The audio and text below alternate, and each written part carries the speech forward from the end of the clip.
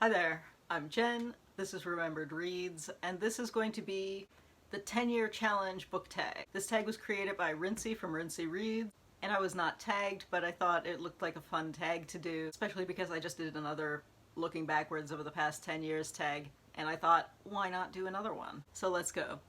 Question number 1 is, what was your favorite book in 2009? I'm not 100% sure what my favorite book was in 2009 because, to be honest, I don't remember most of the books that I read, even though I did track on Goodreads then. The book that I probably remember the most of that wasn't part of a series was Evan Wright's Generation Kill, which was written from the perspective of an embedded reporter with American forces during the initial Iraq invasion. What was really interesting about that was that one of the officers that was in the same unit that this reporter was embedded in also wrote a memoir or a set of reflections about his military experiences, which cover some of the same material. That was Nathaniel Ficke's One Bullet Away, and I had read that a few months prior, and then I read this one around the time I think there was an HBO adaptation of Generation Kill that I thought was quite good. Again, your mileage may vary in terms of military memoirs, but I thought it was well done. It doesn't necessarily dig as deeply into the moral quandary of what are these people doing there, but as capturing the moment, I remember thinking that that was really interesting, but I don't know if I would have enjoyed it as much if I had not already read this other memoir that was about the same material but from a very different perspective. So those pairings were a favorite of mine. Question number 2 is, what is your favorite book of 2019? And I'm not sure I've decided what my favorite book of 2019 is. This is future me, and I realized as I was editing this, I said I didn't necessarily have a favorite of the year, but I think if I broke it down into separate categories, I would definitely say that my favorite piece of political nonfiction was Ece Temel Kıran's How to Lose a Democracy, which is primarily about politics in Turkey, but also somewhat about the United States, the United Kingdom, and a few other countries. It's basically about the rise of populism. And I think it was a very successful discussion about populism and about the way people react to populism that prevents activism from kicking in at an earlier stage, which I thought was really interesting. My favorite poetry collection, I think, that I read this year was probably a toss-up between Tommy Pico's Feed and Billy Ray Belcourt, Endian Coping Mechanisms, both of which I read fairly recently and are both collections of fairly personal poetry. In terms of genre comics, the third and fourth volumes of The Wildstorm were released this year, and that wrapped up that series. That's written by Warren Ellis and drawn by John Davis Hunt, which is a superhero book and plays with characters that have been around quite a while, but reinvents the universe in a way that I thought was very successful. In terms of cuisine comics, my favorite series was probably Kasumi and Taniguchi's The Solitary Gourmet, which is a great series basically about a man who travels a lot for work, who then eats out and it looks at food, which I thought was great.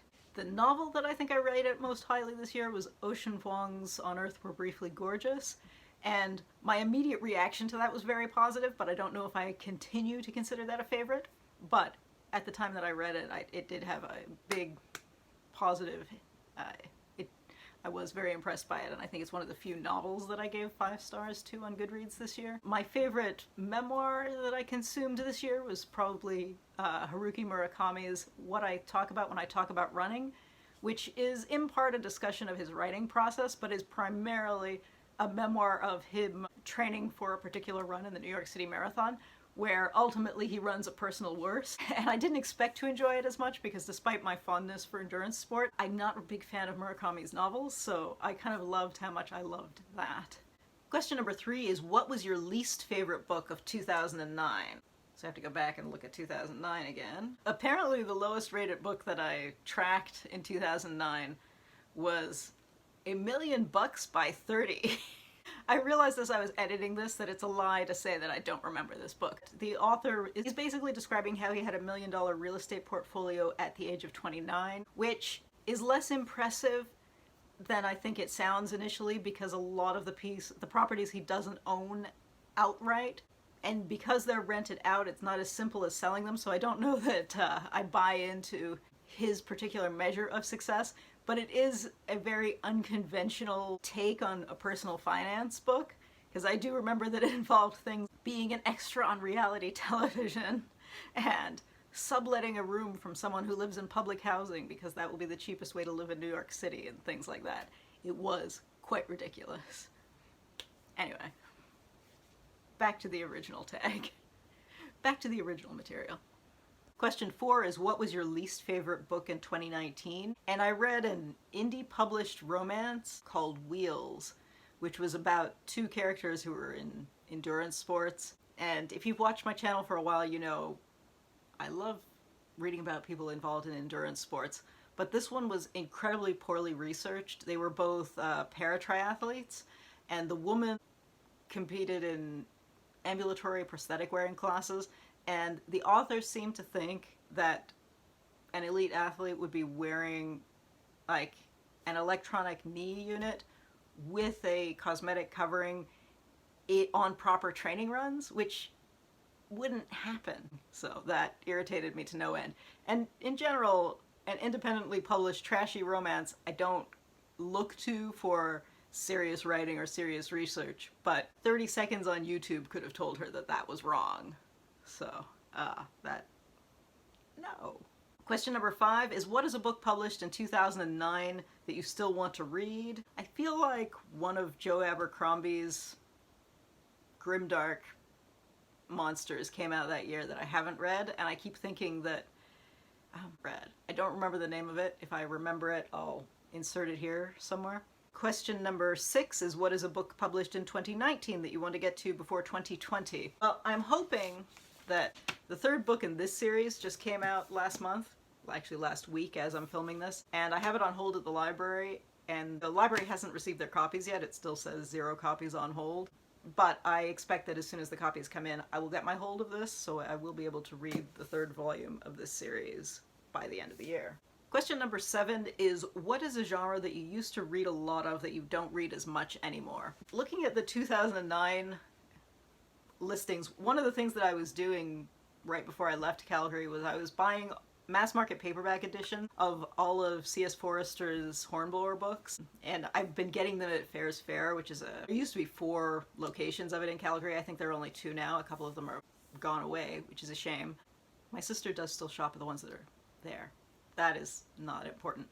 But I was reading a lot of those as I went through them, and I don't read a lot of nautical historical fiction anymore.